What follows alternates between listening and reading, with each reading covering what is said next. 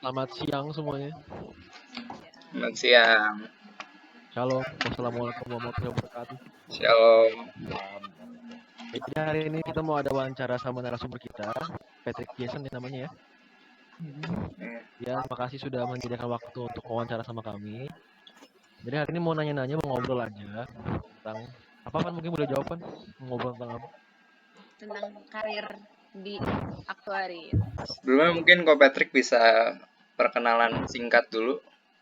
Perkenalkan, saya Patrick Jason, alumni TB, jurusan Matematika angkatan 2015. Sekarang bekerja sebagai actuary di salah satu perusahaan asuransi di Indonesia yang bernama Prudential. Day to day jobnya tuh gimana sih sebenarnya aktuari itu? Tergantung sih. Jadi kan di actuary itu dia banyak, bisa dibilang banyak tim lah. Masing-masing tim punya workload atau beban masing-masing. Nah, kalau di aku, gue kan di timnya experience tadi. Jadi, gue jelasin sekilas, experience tadi itu lebih belajar tentang experience-nya si produk-produk yang udah kita launching lah. Kayak bagaimana tren orang ngeklaimnya, terus kayak produk mana yang lagi rugi. Kalau misalnya rugi kita harus repricing itu lebih ke kayak kita hitung ulang preminya gitu. Dan juga yang menariknya di experience tadi itu kalian kan monitor klaim kan. Nah, monitor klaim itu kalian bisa menemukan hal-hal yang menarik, contohnya kayak ternyata klaim di asuransi itu bisa di fraud, kayak fraudnya credit card gitu. Terus ada juga kalian bisa menemukan kayak agent mana yang nakal gitu. Nakal gimana tuh? Nakal tuh ya berhubungan sama fraud juga bisa, atau berhubungan dengan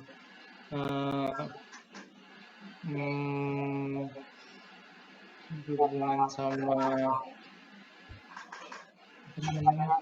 kayak dia jual polis ke seseorang yang dekat sama dia, terus kayak kalian bisa melihat tren klaimnya atas antara agent dan nasabah yang dekat itu gitu. Kalau pas jadi aktuaris tuh work life balance-nya gimana? Chaos kah, seimbang kah? Balik lagi itu tergantung sama company-nya sih kalau menurut gua.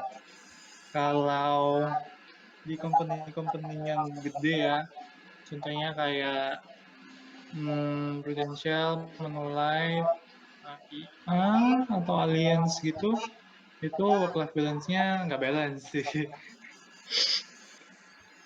Jadi kalian bakal sering lembur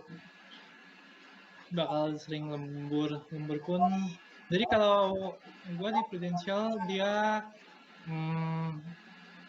working hour-nya fleksibel. Jadi kalian mau datang jam berapa bebas, pokoknya kalian kerja 9 jam lah. 8+1 lah jam makan. Nah, tapi biasa mostly orang bisa kerja sampai 10-12 jam lah pokoknya. Dan itu normal lah bagi kita. Itu bakal kayak gitu terus atau ntar someday bisa balance? Enggak, ini karena lu baru masuk gitu atau Jadi enggak sih. Jadi tiap tim itu kan mereka punya kerjaan bulanan ada, kerjaan kuarteran ada, kerjaan tahunan juga ada. Jadi kalau masa-masa kayak kerjaan tahunan atau kuarteran mungkin itu peluang lemburnya akan lebih tinggi gitu daripada yang biasanya gitu. Itu di tiap tim kayak gitu. Apa? Di tiap tim kayak gitu. Iya. Jadi kalau udah sampai manajer gitu. Apa? Maksudnya kalau udah sampai tinggi banget gitu, ya. Oh, justru lu semakin atas Semakin kerjaannya nggak akan balance. semakin banyak dan Oh. work-life balance-nya akan menurut gua sih sama-sama aja ya. Sebenarnya ya mungkin lebih ke bebannya aja lebih banyak gitu. Secara work-life balance mungkin sama lah ya dengan yang lain-lain. Hmm. Terus kenapa kemarin milihnya prudent? Enggak yang lain. Karena lu magang di sana dan udah cocok dan udah kenal juga kan. Jadi ya udah lanjut aja. Cocok itu apanya yang cocok? Dari segi kerjaan dan lingkungan kerjanya. Dari segi orangnya, kerjaannya, sama lingkungannya.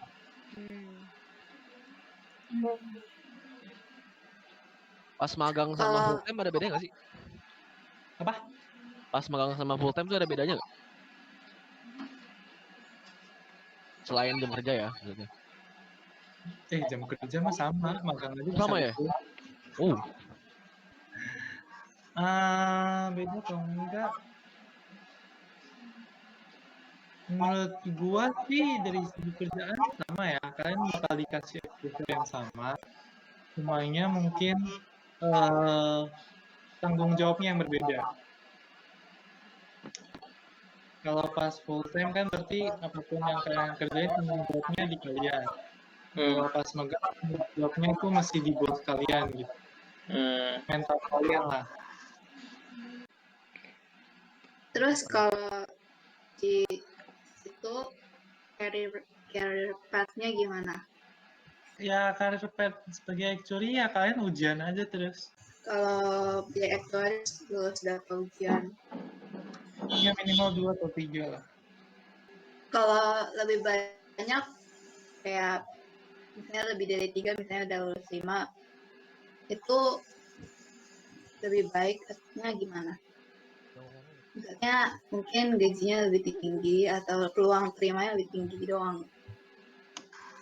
Sebenarnya kalau ujian kalian 2 atau 3 sih harusnya udah kemungkinan diterima tinggi lah. Tapi kalau untuk kalian ujian sampai 5 atau 6 itu menurut gue sih paling cuma buat naikin gaji kalian sih. Tapi lebih aku saranin kalian stay di 2 atau 3 gitu. oh. Soalnya konversi ujian kalian sebelum kalian kerja sama setelah kerja beda gitu. Kayak ngerti deh. Maksudnya Ya, jadi ngerti. kayak kalau lu ambil 5 sebelum kerja sama lu ambil 3 sebelum kerja terus 2 pas kerja kayak naiknya beda gitu ya. Ya, naiknya beda. Jadi kan ITB bisa penyetaraan tuh 5 kalau bagus semua dan ambil semua. Itu jadi mending ambil 3 aja yang buat penyetaraan. Itu balik lagi ke kalian ya. Kalau dari gua sendiri sih, gua setarain semua karena malas belajar karena harus ujian lagi. Cuma kalau kalian misalnya kejar duitnya, ya nggak masalah juga gitu. Kalau kalian mau ambil 3 aja gitu. Emang perbedaannya sesignifikan itu ya? Iya. Kalau sekarang udah berapa ujian? Sorry. Sekarang udah 7. Oh, udah 7. 7 tuh udah semua ya berarti? Udah asal ya. Tinggal lanjut fellow. Itu bedanya apa sih? Apanya? Maksudnya kayak kenapa ada 2 gitu yang asai sama fellow ya? Ya, associate sama fellow sih. Associate lebih ke ya lu terakui lah, lu udah layak kayak junior gitu lah ibaratnya. Terus kayak setelah misalnya semua ujian fellow-nya juga udah selesai gitu. Kayak setelah itu si aktuari ini bisa kayak naik lagi gitu nggak sih? Atau itu udah level paling tinggi? Itu level paling tinggi di Indonesia. Di Indonesia. Kalau mau di luar, lo harus ambil ujian yang luar gitu, namanya SOE. SOE. Ada associate sama fellow-nya lagi. Hmm. Ujian lagi itu. Oh, yang enggak FSA itu ya, yang enggak ada I-nya. Iya. Oh, jadi kalau ngambil yang di Indo terus bisa ngambil yang di luar lagi. Iya bisa. Itu ngaruhnya apa emangnya kalau udah lulus semua nih terus ngambil di luar lagi? Kan PA itu nasional. SOE itu Ya. internasional. Ya. Oke. Tim lu kalau dalam kerjaan ada bekerja sama dengan divisi lain gitu nggak? Kalau ada divisi apa aja gitu? Ada. Dari tim gue tuh banyak. Bisa sama tim claim, tim finance, underwriting,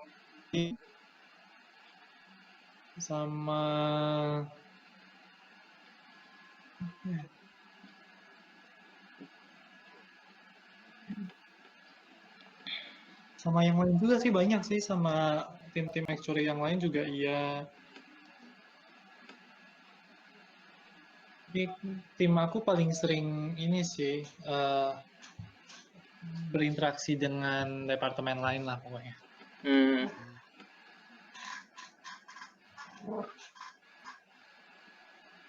Kalau di Prudent pakai bahasa apa seringnya? Ini bahasa apa? Pakai software apa maksudnya? Bahasa Dua-duanya. Bahasa pemrograman. pemrogramannya. Paling SQL, Excel bukan bahasa pemrograman. Software. Ya, SQL sama Prophet kalau kalian tahu. Pokoknya itu softwarenya orang actuary pakai punya lah. Ntar kalau misalnya magang pasti belajar itu. Iya, kalau kalian dapat kecipratan kerjaan yang menggunakan itu ya kalian bakal pakai gitu. Oh, emang nggak semua pakai? Nggak semua. Itu karena lu di experience tadi atau gimana? Iya, karena gue di experience tadi. Tapi ada juga kayak paling pakainya dikit atau lebih banyak kayak Excel-nya doang atau gitu. Mau nanya lagi dong. Jadi experience tadi tuh kira-kira ngelihat record dari produk-produk yang udah dikeluarin sebelumnya gitu ya? Oh enggak, lebih ke klaimnya. Oh, klaimnya. Oh, oke. Kayak sebenarnya masih nggak ngerti itu efeknya apa ketika si Prudential ini mau atau ini nggak ada nggak efeknya ketika deploy suatu produk gitu?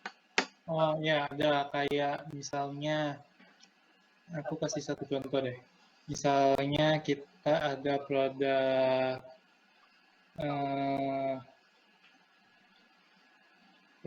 apa yang gampang ngertinya ya?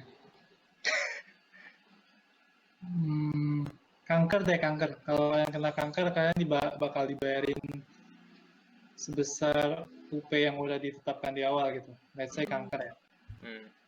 Nah, jadi kan itu misalnya produk A nih, produk A itu produk yang udah di launching sebelumnya. Terus kalian liatin nih tren-tren klaimnya kayak gimana.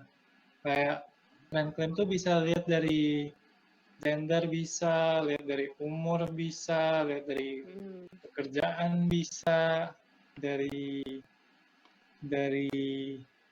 wilayah atau daerah gitu misalnya. Nah, jadi misalnya si orang pricing ini mau bikin produk B nih, tapi dia kayak mau lihat experience di produk A gimana, biar produk B itu lebih menarik, biar orang tuh mau beli produk B-nya gitu. Nah, dia bakal minta sama kita buat liatin gitu experience-nya gimana. Contohnya kayak gitu lah yang gampang. Mulai dong, penasaran. Hmm. Ini di lagi tengah-tengah COVID-19 ini, Prudential ada kebijakan baru gitu nggak? Maksudnya kayak kerjanya jadi di rumah atau tetap kerja di kantor? Ya, semua karyawan disuruh kerja di rumah. Terus berarti makin chaos dong karena COVID. Iya, karena banyak klaim banyak tim ya? yang membludak, jadi kita harus monitor tiap hari klaim-klaim atas COVID itu kayak gimana gitu. Ada saran dan tips gitu nggak buat mahasiswa matematika yang ingin menekuni dunia aktuaria ini? Atau mau magang di situ mungkin? Menurut gue sih ujian tuh bagi seorang aktuari itu paling penting lah menurut gue. Ujian sebanyak yang bisa kalian ujiankan, tapi juga harus memikirkan prospek uang kalian ke depannya. Sama kalian latihlah kayak hard skill sama soft skill yang ada. Hard skill paling mungkin lebih ke Excel, SQL. Sama soft skill paling kalian ya belajar bahasa Inggris lah ya. Komunikasi, kalian bikin email gitu-gituan lah. Harus at least udah lumayan lah. Pas magang kalian bakal belajar banyak sih itu nanti. Itu tentang ujiannya, berapa yang ikut ujian? Maksudnya berapa yang ikut ujian, berapa yang penyetaraan? 51 lah. 5 penyetaraan 1 ujian. Akuntansi ya atau apa? Ekonomi. Ekonomi. Yang paling kayaknya berpengaruh dengan pekerjaan sekarang yang mana ya? Kayak yang ilmunya paling kepake gitu. Ujian. Iya. Apa nggak ada yang kepake? Menurut gua 60 itu kalian belajar tentang asuransi itu kayak gimana lah. Lebih ke background-nya sih. Tapi itu lebih ke teorinya aja sih. Sama mungkin akuntansi kan bakal lebih ngerti balance sheet lah. Ibaratnya kayak neraca keuangan kalian tuh kayak gimana. Itu lo ambilnya pas sudah kerja? Ya. Plus minusnya jadi aktuaris apa? Terus sekarang kayak ada kepikiran untuk pindah haluan gitu nggak ke pekerjaan lain gitu? Atau pindah tempat kerja? Iya gitu. Plus minus apa ya? Plusnya gajinya gede sih. Minusnya kerjaannya banyak, sering lembur mungkin. Sebenarnya baik lagi sih. Ya, lembur itu lebih ke pilihan menurut gua. Tapi baik lagi kalian carilah kerjaan yang kalian sukai gitu. Meskipun kayak misalnya gue lembur, kayak gue enjoy gitu gue kerjain. Bukan kayak gue lembur terus gue stres gitu. Kepikiran pindah sih belum ya. Toh ini perusahaan nomor 1 kan di Indo. Sekian wawancaranya, terima kasih atas waktunya. Semoga tetap sukses. Thank you, Kak. Thank you. Makasih, Kak. Ya. Ya.